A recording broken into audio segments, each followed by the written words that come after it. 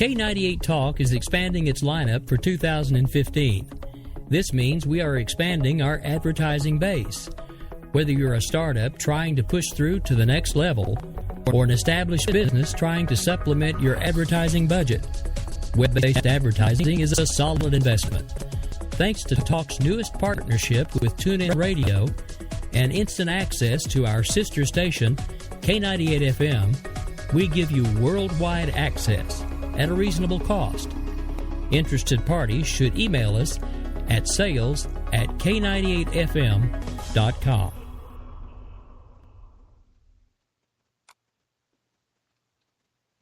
We will keep this promise to the American people. If you like your doctor, you will be able to keep your doctor, period. If you like your health care plan, you will be able to keep your health care plan, period. This is the most transparent administration in history. Not even a smidgen of corruption. Fact is, we had 4 dead Americans. What difference at this point does it make? If you got a business, you didn't build that. Oh, welcome to the face. Welcome to the face of the new democracy. Don't expect us to admit a mistake. We're paying off election debts to those on the take. Attorney General's lying even while... It's time to hear the truth about America's biggest challenges. You're listening to America Off the Rails with your host, Rick Robinson. Guadalupe, it's the Greaseman sitting in for the great Rick Robinson out at the conference. People really don't know. Ricky and I go way back in our broadcasting days. He knows real famous people. No, it's not. It's JD and Stacey, baby, sitting in for that Ricky Robinson tonight on America Off the Rails here in that K98 Talk. While Rick and Grouchy are at the, what is the name of that conference, Stacey? The Republican Leadership Conference out in Oklahoma City. Woohoo! They out there doing that radio, baby, getting them cuts, getting it done, wrangling them guests. That's right, JD and Stacey. We are so happy to be here on K98Talk.com, our new home. Is that not right, girl? Yes, it is. We can be found here now 3 days a week. How many? 3 days a week, and sometimes with 5 shows when the boss goes to a conference. What are these words you're saying? What are these words you're saying? Which words? I don't know. Break them down for me. Let's see. JD and I actually host 2 different shows. Twice a week, we do a show called Game On. That would be on Tuesdays at 10 p.m. and Thursdays at 9 p.m., both Eastern Standard Time. That's going to be tonight, baby, on that K98.com. Depraving on new debut. There you go. And on Sunday mornings at 11 a.m., we do a show called Bloody Marys and Broadsheets, where we take a little bit lighter look at the weekly news because, gosh, after 2 kind of in-depth policy and politics shows, we just need to take a break. So we really on Sundays like to make fun of the mainstream media, and that's also where we have great guests.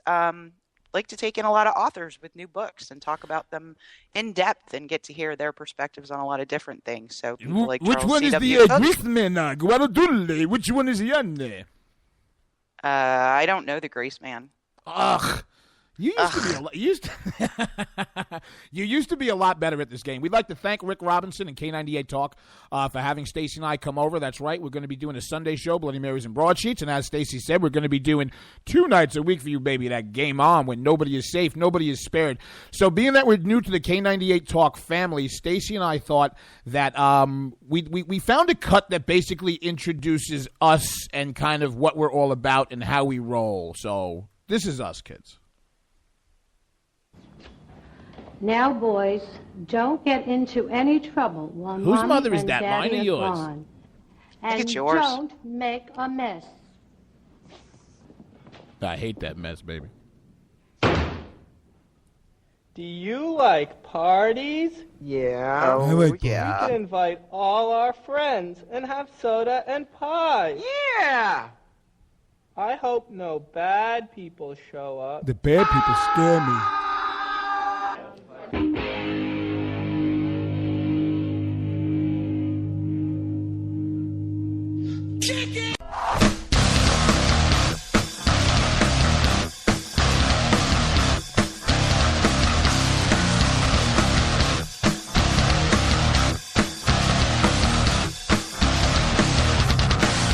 And that bumper is there. Tell them who the bumper's by, Stacey. That bumper is by Alfonso Rachel and his band 20-Pound Sledgeheads. So we got permission to use it, so it's all good. But really good political commentator in Alfonso Rachel and some great metal music from his band. And we wanted to give you a little taste of what you're going to be getting with Stacey and I here on K98Talk.com on Game On and Bloody Marys and Broadsheets. You're basically going to be getting Mark Levin meets Opie and Anthony meets Metallica. A little bit of politics with an edge. We're going to cover some serious policy, but on the weekends we're going to take some authors. As a matter of fact, tonight we're very proud to bring to you an interview we did with Michael Loftus of the Flip Side Show. If you don't know what that is the conservative version of The Daily Show. He is a writer and executive producer with Charlie Sheen's Anger Management. You'll hear the whole setup. The show's about to be in 30 million homes starting this August, right, Stace? Yeah, he got a contract with, I believe it was Time Warner. Time Warner, Dish, baby, you name it. Micey, they're on it. So everybody in the audience right now, sit back, relax, and listen to a real Hollywood conservative comedian making millions and just pissing everybody off. Enjoy Michael Loftus. Folks, we are very happy and proud to bring to you right now Mr. Michael Loftus. Michael is one of the busiest performers and writers in comedy today. He founded the Midwest Comedy Tool and Die Comedy Troupe. I mean, that right there, the name itself is a killer. He was a writer-producer on the FX Charlie Sheen sitcom Anger Management, which will reach about 100 episodes later this year. He's also been a regular on True TV's The Smoking Gun Presents. Most recently, Michael created and starred in the American Wise Ass for the History TV channel. It's a half-hour comedy that premiered in 2012. He was a writer on the ABC hit series George Lopez Show. In addition to his own comedy album, he has appeared on the Warner Brothers comedy album Executive Privilege alongside Kevin Pollak and the Best of Bob and Tom CD. Michael is one of the most popular headlining comedians touring the country today. He also, folks, get over to the flipsideshow.com. What you want to do is you want to check out the first season of The Flip Side. It's absolutely hysterical. News episodes filming in July. Season 2 is going to be starting in August and May. And everybody, get the shotgun out, shoot that lock off your wallet, and get out to Vegas in the MGM Grand second week of May to that Brad Garrett Comedy Club. Ladies and gentlemen, Mr. Michael Loftus. How are you today, Michael? Wow, I'm doing great. I don't know if I can live up to the intro. I'm like, wow, I've done a lot. Say things for a few minutes. I'm tired. I need to catch my breath. Yeah, you have You have a great social media manager. He gave us the bio, so. Yeah, he really did. He pressed send. But hey, I'm really happy to be on with you guys. This is awesome, and that was a heck of an intro. I'm like, wow, I'm somebody. Oh my! You want to know? Are you untying the knot that you had around the in the closet now? Have we talked you off the ledge? Yes. Oh my God! Perfect. Suicide jokes on a Sunday morning, always dicey. That's the way to start. Traditionally, on a Sunday morning radio show, you like to start with some kind of suicidal reference. Well, depending on what kind of Saturday night you had, it could be relevant, right? Exactly.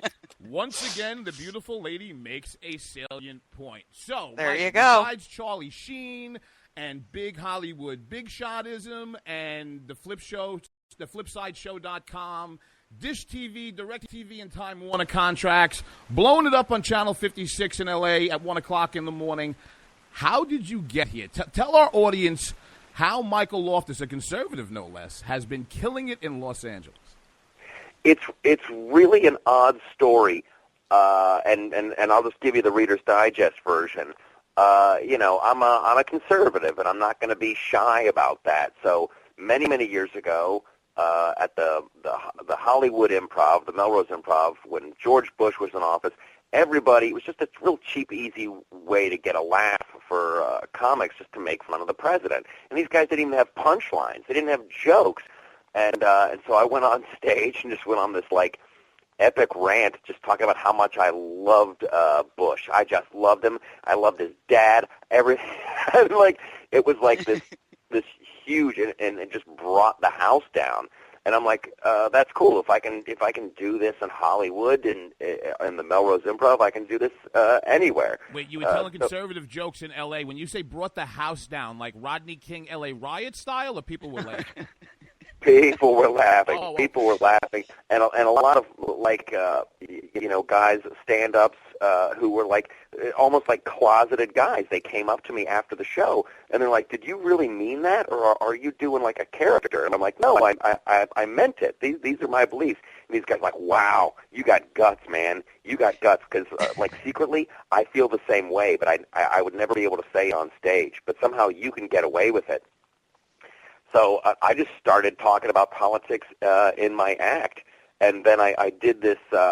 I was talking about the War of 1812 on stage, and a person from the History Channel happened to get a tape of that, and then that turned into a show on the History Channel.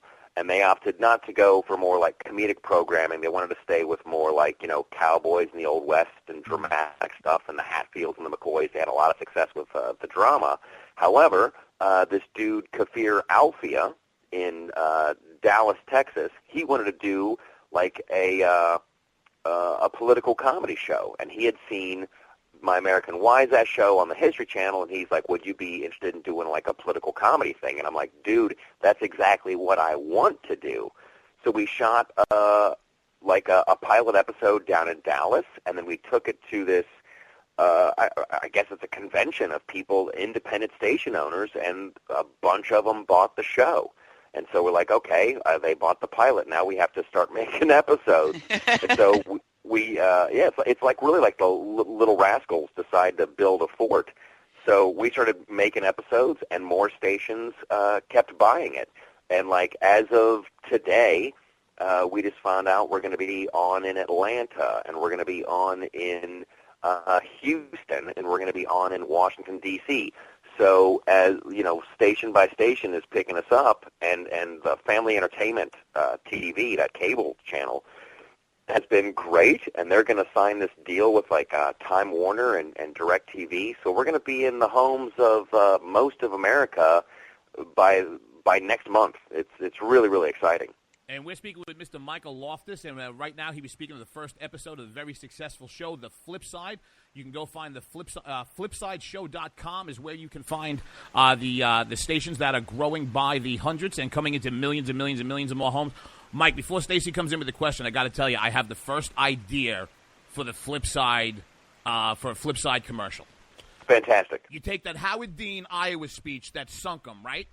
And right. then behind Howard Dean speaking, you dub, and the Flip Side's coming to Iowa, Houston, ah! We should do that. All right, you get 10%. You get 10% of that. That's going to be our first commercial. Oh, I love it. 15, and we'll talk later. There you go. Well, I'll have my people call your people. He doesn't have to my people right now. That's your T-shirt. I am my people. There you go. Could I actually become a tax-exempt religion by doing that? Yes, you could. Yes, you could. You start your own religion, and it says, "I am my own people." The Reverend of Bloody Marys and Broadsheets, Deacon Stacey. Yes. So for someone whose goal was to go into political comedy, you've obviously arrived. Talk to us about some of the more fun things you may be bringing up at Mr. Garrett's Comedy Club out in Vegas, given current politics. What are you finding particularly amusing? I tell you what, it's just the ability for like big government to get in the way. This is the thing that everybody agrees on, like across the board.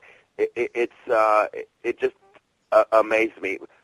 The thing that I always find funny, regardless, is as soon as you say that you're conservative, people immediately go, "Oh, then you're a member of the Tea Party, and if you're a member of the Tea Party, then you're against the EPA." And I'm like, that's insane. That's completely insane. It's like, just because, hey, I think we all want clean water. My politics are like that. Do you ever see that commercial where What If Firemen Ruled the World? Yes. And the guy's like, "Hey, who wants clean water?" And everybody votes yes. That's how our republic should work. Everybody wants clean water. I don't want to shut down the EPA. I just want things that work efficiently, and I want government to get out of the way a bit of business. The EPA was started by a Republican anyway, Richard Nixon. Yeah. And I tell you what, they're doing a bang-up job. I wouldn't drink out of any river in this nation. You turn into a three-eyed fish from The Simpsons. Oh my! Well, it's funny. There was a quote that I heard from an interview that you had about 2 months ago that I thought was very interesting, because you're very much a man, to my mind, that is not so much in the vein of tearing down and killing the other person's messenger. But your quote was great. It was, "I'm not so much against other people's ideas as I am for my own." And what that made me think of when I was taking a look at your bio and taking a look at what you and Kamir have developed with Flipside, which you can find at flipsideshow.com, is, to my mind, it was very much in the Breitbart model in vein of conservatives having to understand a couple of things. One, do not be afraid of the culture. Two, not only embrace it, but compete and try to take it back. And, this might be a long answer and a 30,000-foot question, but you had also said in an interview that, just straight up, hey, it's not cool to be a conservative, for people to say that they are a conservative. But when Stacey and I came out of CPAC, and we found these amazing people here we have you as a conservative. You have Kelsey Grammer, these other people. Where do we go from here? How do we take the Breitbart model that you are in the forefront right now of running with as far as culture, comedy, and conservatism, and how do we turn conservatism into, I'm talking Rat Pack cool, Jack? Rat Pack cool. I think you have to completely reverse engineer it. I think politics is downriver from pop culture. I think you need, just cool people who, I want to do a funny show. First and foremost, the flip side needs to be funny, right? And then you'll notice how, as you're watching, you're like, wow, this guy's taking shots at everybody. And I think that's how it has to go. Exactly. As soon as somebody goes, oh, it's this is a conservative art museum, well, a bunch of people are already going to get their feathers ruffled and their panties in a bunch. But if you just have, an art museum, you know what I'm saying? Yes. Mm-hmm. So that's what really just needs to to happen. I think the right and conservatives need to support artistic endeavors. There's a bunch of people out there who are really cool, who are trying to do cool stuff, and we just need to support them and tell them, hey, it's okay. This is all right. You're not going to be in any trouble.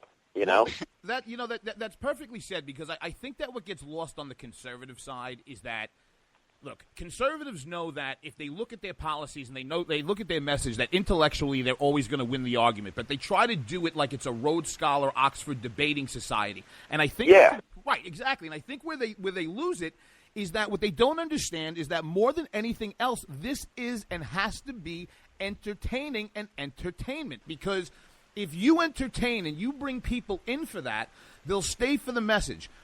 I want to ask this question because I had, for a short time in my life, and I shouldn't have stopped it, I had done a little stand-up in New York for a while, and it was just it was an absolutely phenomenal experience. But I will tell you something. I think that conservatives need to get over themselves a little bit, because just like you said, you go after everybody because it's funny. I think that a lot of conservatives are afraid to get into comedy because they're afraid to say something that people would be like, oh, well, a conservative's not supposed to speak that way, where when you break it down, this is just art. It's observation. It's funny. It should be funny to everybody, not I can't laugh at that because I'm a conservative. Right. And I tell you what, there is this, we've been shackled with this image where if you ask a bunch of college kids to close their eyes and imagine a conservative standing in front of them, they go with, it's a overweight white guy in a suit, who's just blowing hot air. It's just, we've got a real image problem. So, yeah, we just have to we gotta walk the walk and talk the talk, and not self-destruct. There's so much conservatives attacking other conservatives, oh, you don't believe in this, and you don't believe exactly what I do. The last time I checked, it was live and let live. You know what I'm saying? Well, you know what the difference is. If you look at politics in this country as an elementary school, the conservatives are continually running to tattle to the principal's office, while the Democrats and the progressives have a bully that stand right outside the principal's office and shove the conservative in the locker anytime he tries to bring it to anybody's attention.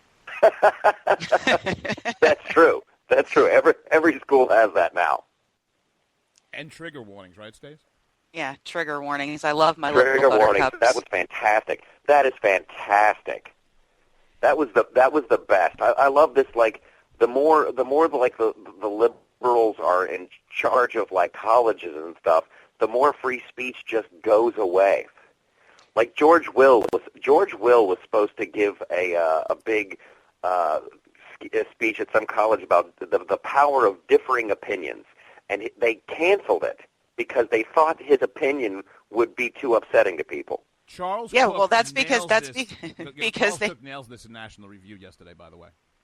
That's what they call the complete abuse of Title IX. We all need a safe space, so it can't happen. And they've done it to David Horowitz. They just did it to Christina Summers. It's really been. It's almost like the young conservative groups on college campuses just need to start having their speakers at a local park or something because it's the only way they're going to get in the door. I'm terrified of the word safe space, so I need a safe place for my safe space. Well, and that's why I started a hashtag yesterday called "You Just Might Be a Buttercup," and we started talking about all the different things that you might believe if you're one of these people who need trigger warnings or safe spaces. So Now, when I keep hearing people saying things like, "Well, the newness of trigger warnings, That's crazy. Listen, as from a very young age, my father taught me my first trigger warning. When you pull the gun out, when the guy's in your house, you tell him, if you move again, I'll kill you. That's a trigger warning. Yeah, that's a real trigger warning. When did we get so weak as people that like, oh, if I just hear this word, if I just hear this, like if this person says a certain phrase, I need a separate room I can go to. Well, I can go to this one. I can go to this one. This goes back to the difference between what is in popular culture now called free-range parenting, which makes me think of chickens, and helicopter parenting. So if you think about these kids that are in college now, they're the most programmed children ever to be raised. They have been the most monitored. If there was a problem at school, mommy and daddy came and fixed it. If somebody hurt their feelings, the whole anti-bullying campaign. I'm sorry, I was bullied. Yeah. There were people who made me feel like crap about myself in junior high, and I grew into a resilient adult. And I've apologized for that repeatedly, time and again. Yeah, I know. You actually do it kind of now, but I'm over it. Anyway, but, so if you think about these fragile little things we have now put in these university environments, the university has to take over the role of the parents that never let them grow up. Yeah, I think you nailed it. You can close the book on that one, but I think you're absolutely right. This is the end result of the self-esteem movement that was popular like 20 years ago. Oh, it's the end result. When that started, everybody gets a ribbon, everybody gets a prize. I have a slightly different take on it. I agree 110%, and I'm lockstep with you guys in what you say. However, I happen to think that this is a continuation of something the progressive left figured out a long time ago. The progressive left has figured out how to weaponize politics. And when you say how have we become so weak as a people, I don't know necessarily that we've become so weak as a people. It's that we have not caught up to the battlefield, basically, that the left has laid out. So if you take a look at Title IX, the reason that this all comes up is if you have these, Stacey, buttercups, or these I don't know, these bucket of nerves that, a bus horn honks and they wet themselves.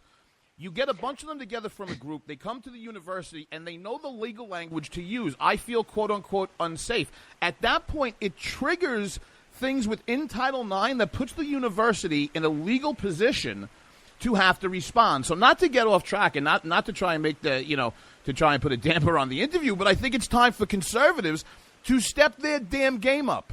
They have weaponized politics. They have weaponized their speech. They have weaponized it against our dissent. And until people like Michael Loftus and like Kelsey Grammer and like people in Hollywood with Friends of Abe's and things of that nature and other people who accept this Breitbart model say, hey, the hell with you people, I'm going to bring my gun to a knife fight, I think that's why we continually seem weak, because we don't seem to understand that we're fighting an actual battle. That could very well be true. And then there's also the chance that, like, the people that do have a backbone and who are tough enough just kind of shrug their shoulders and move on with their day. You know, like somebody who doesn't need a safe space just goes, okay, this whole thing is ridiculous. I'm going to keep moving on with my life. I like to think that, like, the vast majority of Americans, and I talk about this on the show, there's a huge space in America between New York and L.A., and, like, all of pop culture seems to be aimed at New York and L.A., and I still have faith in the majority of Americans and common sense. You know, they just look at something like this and they go, this is just utterly ridiculous. And they just move on with their day. Well, that's the whole thing, Michael. And I think people have to get to a point where, so when you're in a comedy club, right, and so say somebody who, a Media Matters type or something like that, who's looking to just get that soundbite and stick you and say, look, see what he said? He's sexist. He's this. He's that. No, I'm not, man. Look, I'm only 40 years old, Michael. I remember a time in this country where politics be damned. Some things were just funny. They're just funny. They're funny. Oh, yeah. Yeah. I tell you what, you go back and look at those, and this is the Wayback Machine. My dad used to love those Dean Martin roasts, you know? They used to have them on TV. How'd everybody get in my room? Right? And you would see Don Rickles just get up there, and God bless Don Rickles, but that guy, if he was starting in comedy today, he wouldn't stand a chance. Red Fox, he wouldn't too. stand a chance. Red Fox, too. Red Richard Fox, too. Pryor? There's lawsuits coming everywhere. Richard Pryor? Richard Pryor, all of them. That whole crew. Well, And, it all started when George Carlin started mocking the 7 dirty words. That's when we started being censored. I know that limerick he does, and I want to do it right now so damn bad. Oh. No, but I mean, think about it. Once we started, with the 7 dirty words, it was kind of like the politicization of speech, and now being politically correct is more important than being factual. Yes. Yeah. It's amazing. I guess all we can do is just tighten up our chin straps and just keep on keeping on. Because I tell you what, I'm the lawsuits, and this guy said that and it offended me, and I'm going to sue him. I got no time for it. I just don't have time. I got such bigger fish to fry. Well, and I just want to have a good time. I think a point you made is really kind of interesting, though, because you said this whole thing about live and let live as kind of the conservative ideal, if you will. Don't tread on me.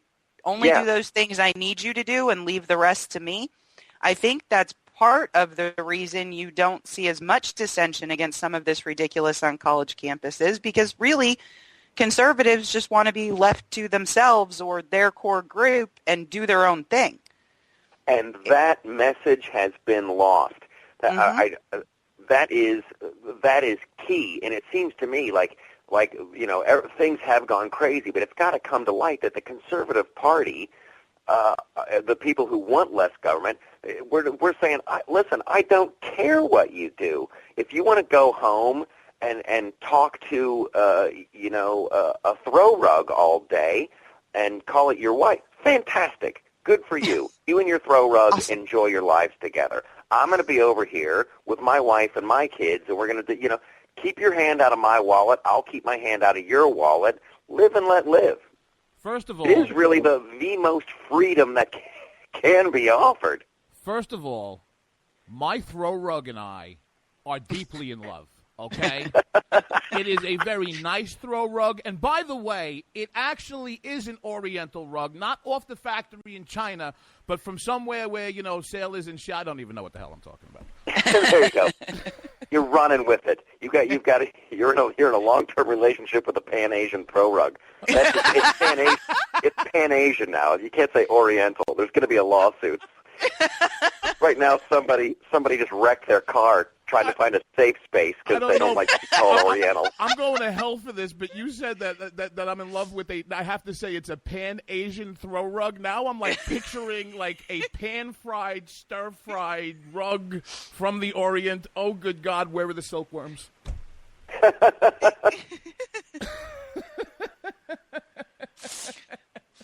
But it's really, we had this dude, Yaron Brook.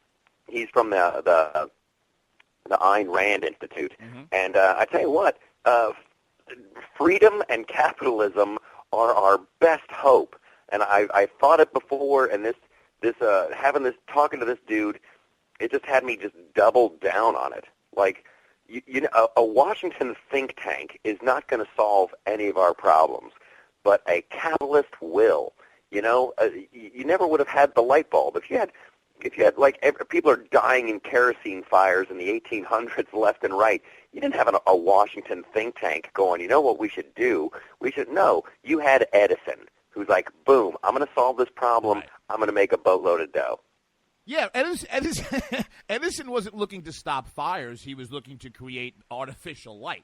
But it's points like these from a comedic and cultural perspective that you really have taken over to the flip side, correct? And we're speaking with Michael Loftus. Everybody right now, Wayne's going to kill me. Get off WayneDupree.com for a second. Get out of the chat room and get over to FlipsideShow.com, because besides the fact that they were already with Dish and they're signing with DirecTV and Time Warner, it's going to be in so many homes by the end of this year that it's going to become a household name. So I do want you to check that out.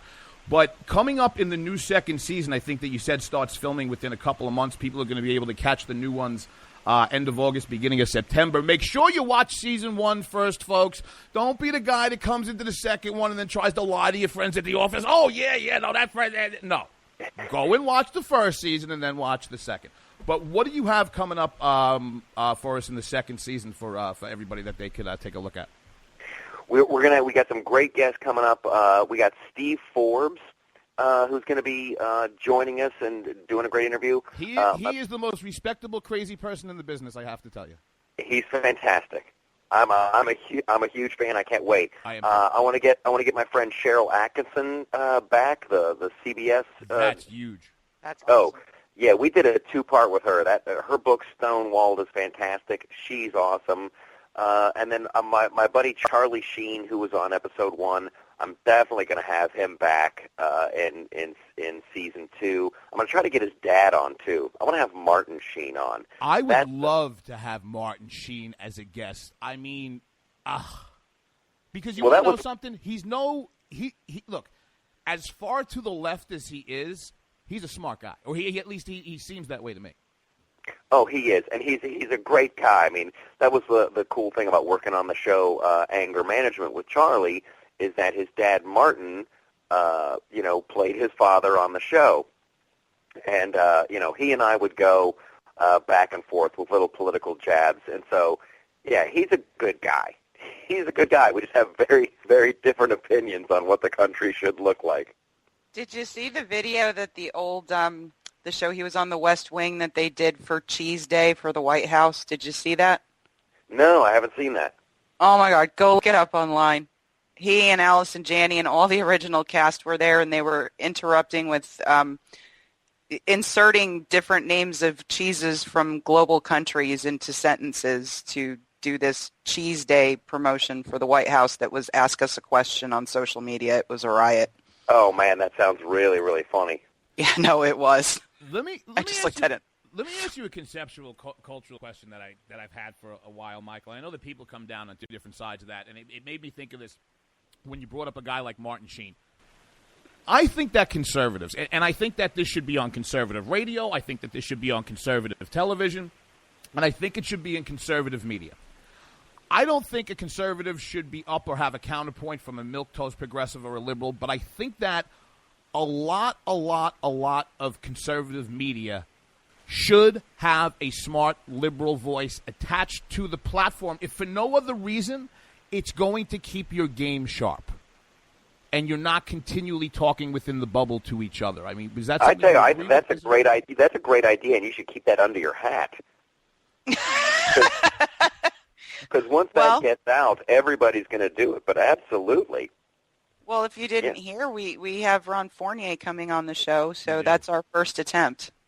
It's smart to do. It's smart to do. Yeah, you don't want to operate. Who wants to operate in a bubble? That's the other thing. Like, I don't want to be that guy who's crying about the Constitution and talking to. I just don't want to be preaching to the choir. That's really boring. But it's like one of the reasons that I can't watch the Bill Maher show on HBO. Right. That's just like watching a schoolyard fight. He's got like 3 liberals and 1 conservative, and it's just like they just gang up on him, and the crowd goes crazy anytime. It's just so easy and just lame. But yeah, it's a good idea to have my God, celebrate your liberal friends, celebrate people who have differing beliefs, and then when they come at you with a legitimate argument, hopefully you have a legitimate argument that's even better and more convincing. There's like nothing to be afraid of from having liberal friends. The Bill Maher show is like the food fight scene in Animal House, except they use brie and pate instead of Jell-O and hamburgers. It's so annoying, and it's so wild. Like a buddy of mine used to write for Bill Maher's old show, Politically Incorrect, and that one was great. Right. That was an awesome show. You'd have 2 from the left, 2 from the right. Bill would moderate, and that's. I don't know, maybe ABC owns that format and they won't let them do it again. But this whole thing of like, I'm going to have a round table of, 4 liberals beating up on some conservative we drugged up and talked into being on the set. Right. And it's not just even liberals, because I mean, Maher's show tends to be unabashed progressives. Yeah. Oh, please tell me you're going to mock these MSNBC hosts that didn't pay their taxes. Oh my gosh. I don't know if I'm going to go after them for paying their taxes, but there's this one dude, the Last Word with Lawrence O'Donnell, right? Oh, have you seen that? Good God! And in a little canoe on a rug. Ugh. Doesn't he just look like a mad scientist from a 1950s horror movie? You know what he looks like? He looks like a smarmy Scrooge McDuck if you were looking at him on like 9 hits of bad 70s acid. Yeah. There was a Bugs Bunny cartoon a million years ago. It was the first time like Bugs Bunny falls asleep in the water and he goes to this castle. It's the first time he meets that big red monster, right? Yeah. He's like, oh, that'll never do. We have to give you some permanent minutes. But like Lawrence O'Donnell looks like that mad scientist that was in charge of that giant red monster. Come back here, rabbit. I just want to dedicate a bunch of skits to Lawrence O'Donnell. And I want to dedicate a bunch to the Ed Show. That guy's just insane. Like, why aren't people making fun of the Ed Show? That guy is just off his nut. Yeah, but let me tell you something. Ed Schultz gets paid to drink a 5th of bourbon and do a gram of cocaine and get on radio and TV for 4 hours. That's what he does. He has no idea what the hell he's talking about. He started out, okay, Johnny Labor. Let me tell you something about Ed Schultz, Mr. Johnny Labor Movement and the working man. First of all, he started out as a conservative radio talk show host, so he has absolutely no kind of political or center compass at all. And the second thing is, not even through a fractional lease, he owns a Citation private jet. Not a helicopter, not props. Mr. Johnny 1% is evil fighting for the union man. This guy is a disgrace, Ed Schultz. He is. I don't know where his show is anymore on the MSNBC timeline, but I just hope he's still on the air in August, so my satire can get to him. You can now find Ed Schultz on Romania television, broadcasting at 3:15 to 3:18 a.m. every other Tuesday. Yeah, and I also want to make fun of Chris Matthews. In fact, I almost want to make fun of everyone who has a show on MSN. Oh, wait a minute. There's the idea. Could you help me out a little bit? Because there's one on CNN that needs to be mocked terribly, and her name is Sally Cohn. Oh, I haven't seen that one. Now I got to put that on my DVR so I can see that. Oh, yeah, you're gonna love her. Sally is fertile ass femininity like I've never ever seen. She gets twitchied more than any other liberal. Like they stalk her timeline for stupidity. That's great. That's great. I love it all. Love it all. Have you gotten involved with any of the organizations out of Hollywood, like Friends of Abe or anything like that? You know, it's really weird. I went to a Friends of Abe thing many, many moons ago, and then I got invited. I was going to go this month, and of course something came up and I couldn't go. But yeah, I love hanging out with those dudes. Let me ask you a question, and this came to mind when I was thinking about them. is this just a network of like-minded people in Hollywood because you're kind of an island on your own, or can that group be politically effective on a large scale? Well, I don't know. I mean, really, the events that I've gone to is really just kind of like people hanging out and realizing that you're not alone. I mean, many, many years ago, I was a writer on the George Lopez show, the situation comedy on ABC. And one day, as all the writers were, together sitting around this giant table, somebody said something about it was like the Persian Gulf War or whatever. There was, and one of the other writers came to the defense of George Bush 1, and then I kind of came to the defense of George Bush 1 as well. And then this producer, who will not be named, had this just horrified look on her face, and she goes, "I can't believe that there are Republicans on the writing staff." I mean, she was really disgusted. And me and my buddy kind of looked at each other like, yikes, now we're out in the open. Now they suspect. So it was like you'd go to these Friends of Abe, these secret meetings, and you'd realize, okay, there are other people in Hollywood that have the same political viewpoint. I guess we just have to kind of keep our heads down. And I just got kind of sick and tired of keeping my head down. That is a great point, and I think it's a perfect way to close out the interview. I had listened to a past interview that you had, and you were speaking about being in the conservative side and coming into comedy and things of that nature. And like you said, you have, wow, I'm out here by myself, and you're looking for a group of like-minded people. What I would like for you to do, as somebody who has been involved with writing and producing on the Charlie Sheen sitcom Anger Management, as somebody who is a successful stand-up. I mean, you do an MGM Grand in the second week of May. You have the Flip Side show coming out for its second season. As somebody who has become successful in a place where nobody really holds the same ideas and beliefs that you have, to anybody listening in this audience right now that would say, man, I would love to be a writer, or I'm so creative and I'd love to do something artistic, or I really think I could do stand-up, or hell, I'd love to write a screenplay, but man, if they find out that I listen to Mark Levin or Rush Limbaugh, I just can't be in that. What would you say to those people who may otherwise talk themselves out of entering an arena that seems to be, Christians to the Lions? I would say be funny first. I mean, if you want to be a creative individual, be funny first, be creative first, and your politics come second. But morally, you'll know where to draw the line. There was someone pitched a joke. This is back on the George Lopez show. That was saying something about Christians, making fun of Christianity, and another one of the writers said, "Hey, okay, that's cool. Would we do the same joke about a Muslim?" No way. And it got really, really quiet, and then that was kind of the end of the joke.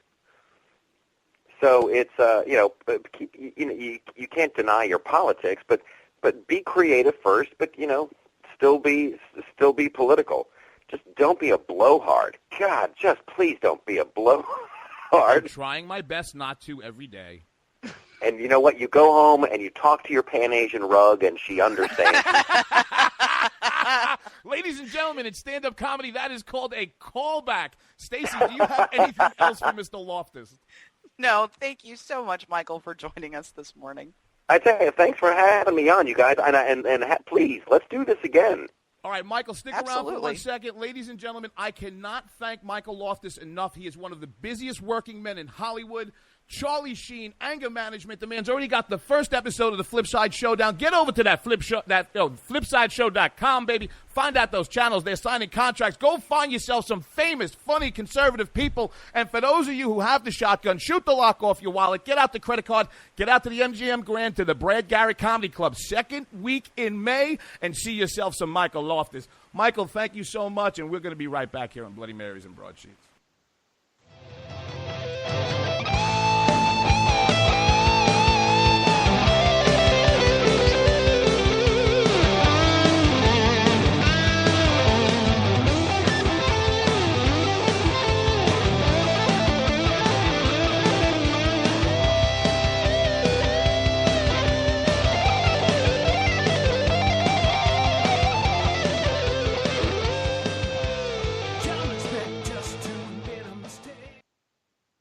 We're gonna spread happiness.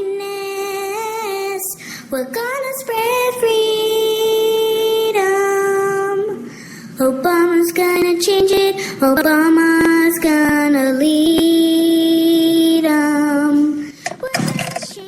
So let me be clear. You didn't build that. Everything he's done is clean as a whistle. He's never not only broken any law, he's never done anything wrong. He's the perfect father, the perfect husband, the perfect American. Hey, y'all. This is Sam Janney, or the Bunny, as many of you know me by. Your friendly neighborhood bad girl of conservatism. Here to talk to you about my show. I'll talk about conservative issues, my top 10 douchebags of the week, and have some pretty badass conservative guests on the show. All that, plus me, your resident bunny with a chainsaw. Wednesday nights will never be the same. It's Unapologetically Bunny. Wednesdays, 9 p.m. Eastern, right here on K98 Talk.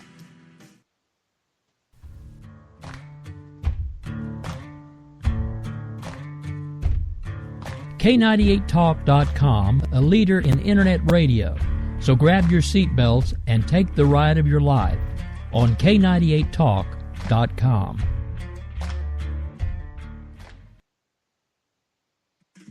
Hey everybody, this is Jason, host of According to Me. I'd like to invite you to check out my show. It's a 2-hour show that lasts 60 minutes in... Listen, I hate to interrupt, but one thing I can do is read off a script. Just say, let me be clear a lot. It works. President Obama, I can handle this. It's a radio promo. I'm not green. I've done this before. Did someone say green? Now, Al Gore is here. Listen, I'm just trying to record a radio promo. Do you mind? Now, do you say good things about me on the show? No, not at all. But if it makes you feel any better, I rip on Republicans just as much. The AM radio frequencies give off very high levels of radiation. Look, my show is on the internet, which you invented. Can I just do my promo? I got a pen. I can veto that, you know. I know you got a pen. It's not a law. It's a radio promo. Listen, just listen to my show. Barack Obama and Al Gore hate it, so you're going to love it. Here's an executive order. Don't listen to his show. He doesn't like me. He's racist. And he doesn't recycle either. That's it. I'm done. It's According to Me, Wednesdays, 10 p.m. Eastern, right here on K98 Talk. For our own cause, we got a pen and telephone to bypass all the laws. Political correctness will replace the Bill of Rights. Support religious freedom, bless you, pray to Jesus Christ. The press is in our pockets cause there's no longer free. You cannot make a move now that the NSA can see. Don't expect equality, respect, or fair play. The IRS will target those who vote the wrong way. Welcome to the place. That's right. Welcome back to America Off the Rails Radio. JD and Stacey sitting in for the great, legendary Rick Robinson, baby. This is an absolute pleasure, is it not, Stacey? Yes, it is. We're so happy to be here on our new platform. I'm glad the boss is out of town, I guess. You stay out there, boss. You keep doing your thing. We got you covered. But that's what you're going to be able. That's what you're going to be able to expect from Stacey and I going forward. We just had Ron Fournier on the show, Charles C.W. Cook, Jay Koss, Selena Zito. We have a reschedule. We have Judith Miller coming up pretty soon. We're going to have Evan Sayet this coming Sunday. Good Lord, lady. What else do we have going on? We have Mary Catherine Ham and Guy Benson coming up. And we're actually pursuing some other recent authors that are coming out and hope to have good news here within the next week or so about some other high-profile folks. And then one of the things that Stacey and I are absolutely stoked about, there is a band. There are these gentlemen, and if you're on social media, on Twitter, you can find them at the number 2, Cynical and O'Donovan. And basically, they are the Third Rail Ramblers and our parody band. Stacey, how great are these guys? They do excellent work, and if you go out to soundcloud.com/JD-Stacey, you can see all of the parodies they've done. But they did this one especially for me because I went on I'm still on it occasionally. I went on about a 3-day rant about buttercups and people who need special protections and can't even hear ideas they don't they just might not agree with a little bit. These kind of little fragile beings were turning out in colleges and universities. So they got that in their little creative, I guess, I don't know what you would call it, whipped it up and produced this song for us. And they do these for us, I don't know, about every week and a half. Something like that. These guys are absolutely great. And when Stacey and Michael in the interview were speaking about the Buttercups, this is what brought to mind. Ladies and gentlemen, this is the Third Rail Ramblers, O'Donovan and 2 Cynic Al, bringing you Stacey's song, otherwise known as Buttercup.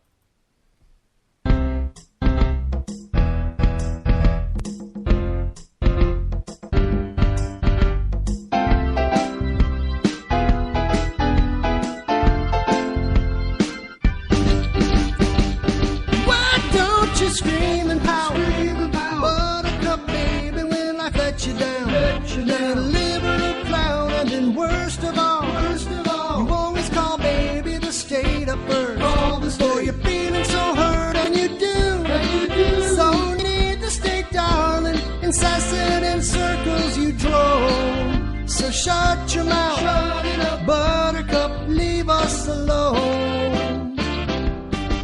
Your policy's failed again like always, and then it's a waste. It's just the truth you've been. Like policies for the poor, they just create more, and somehow they'll vote for you again. Maybe, baby, try not to cry. Racial lines you try to divide. Every time we disagree, it's racist to you. Ooh, ooh, ooh, you're a Jew. Why don't you scream and pout?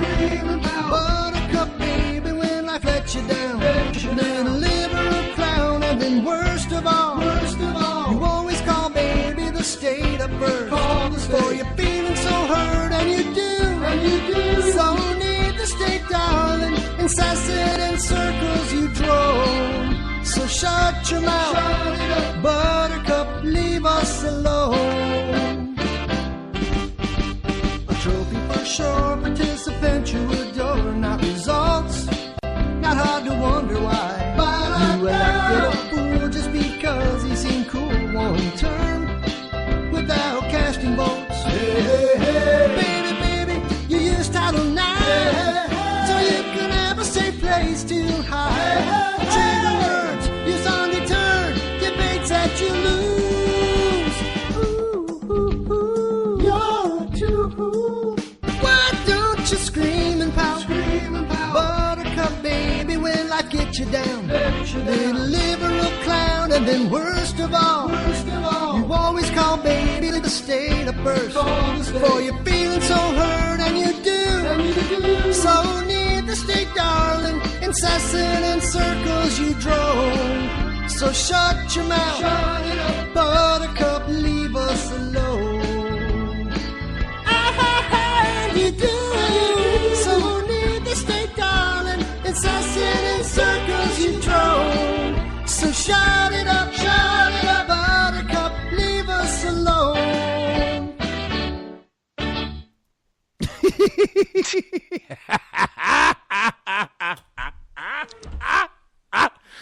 All right, so everybody, I love that song. Everybody out there listening right now in AM and FM land, okay, get yourself a little taste of what you can have in store with JD and Stacey. I myself will have my nice, deep, non-raspy voice back hopefully next week. The allergies up here at the Northeastern New York Command have been absolutely awful, baby. Good Lord. Oh, they have not been much better south of the Mason-Dixon, I'll tell you, because, wow, I've been coughing all day. South of the Mason-Dixon, down Mexico way. And that's right, folks. About 9 o'clock Eastern Standard Time tonight, Stacey and I are going to be back live. We want to thank Rick Robinson and the K98 Talk family for having us come over to the platform. We definitely want to give Ricky Ticky Tavi Robinson a shout out there, baby. He's so busy. He's at the conferences. He's making contacts. He's out. You know where he is right now? He's in a hot tub with Sarah Palin. Oh, now don't start rumors like that. We know these conservative conferences, because we've been to a few now, are not the most uptight things in the world, but they're not like quite like that. You are unless you know a veto. You are quite correct. You are quite correct. I didn't want to overstate and embellish. Ricky Ticky Tavi, Ricky Robinson right now of K98 Talk is actually in a hot tub with Steve Stockman. Congressman Steve Stockman. Oh. The hot tub party was a completely different deal with the veto and veto and veto. Folks, we're gonna give you a little taste of what you can expect coming up here at 9 p.m. Eastern Standard Time at K98 Talk. This is our Game On intro. No one is safe, baby. No one is bad. Game On, where progressives fear us and rhinos tremble. Welcome to the political jungle. I'm JD. This is Stacey. No one is safe. No one is spared. Lock up the children. And the old folk. Welcome to the world of liberservative conservatarians.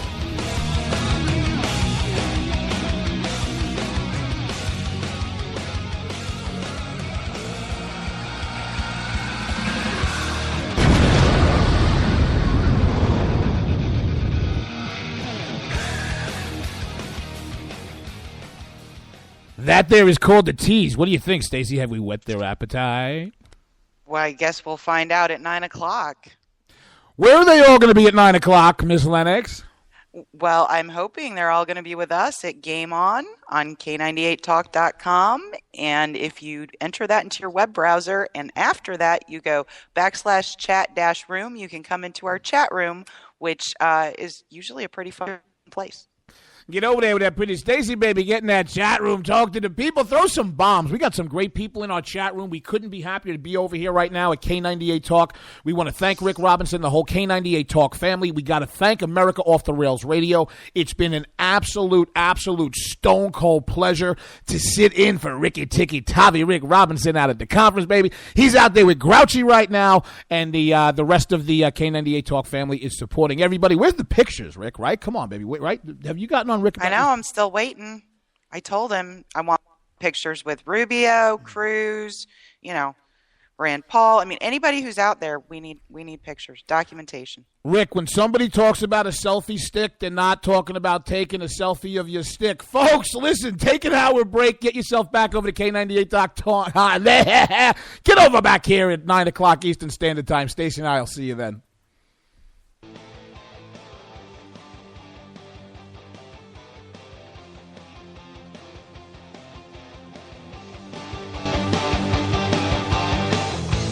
Tell you how it's gonna work, kids. You work hard like your parents both did.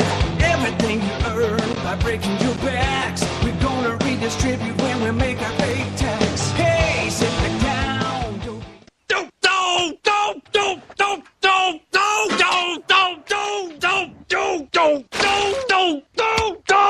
Screw you guys.